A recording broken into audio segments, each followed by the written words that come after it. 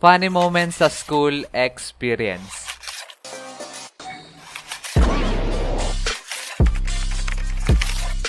Dahil sa nagpesto-pes na, naisipan ko na magkwento sa inyo ng mga nakakatawang experience ko sa school. Pero bago ko to simulan, para sa ating mga batang manonood, wag na wag niyong gagayahin na may kikwento ko dito, okay? Kasi pawang mga eksperto lang ang mga nakakagawa neto. Naranasan nyo na bang mag-guidance? Sure ako yung iba dyan ay hindi pa nag-guidance sa buong buhay nila. Pero pagkasama kayo sa mga katulad ko na mangilang-ilang beses na nag-guidance dahil sa mga di ka nais-nais na dahilan.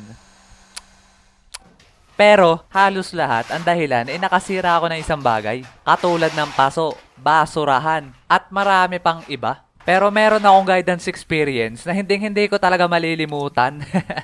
Kami kasi ng mga klase ko nung high school ay sobrang hilig namin maglaro ng sipa. As in sobra talaga. Tapos halos lahat nga din ng lalaki sa school namin ay puro sipa din nilalaro. Sa sobrang dami ay dumating na sa point na pinagbabawalan na kami ng principal maglaro ng sipa sa school. Ganon kasikat yung laro na yon sa school namin dati.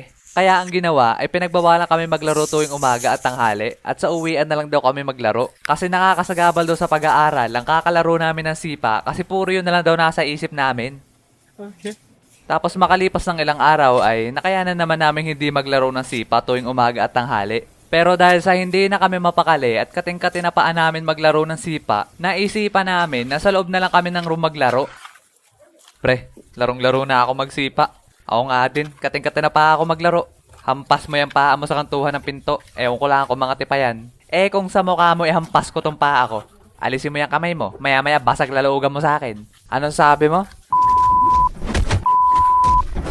Teka, may naisip ako. Dito na lang tayo sa loob ng room maglaro.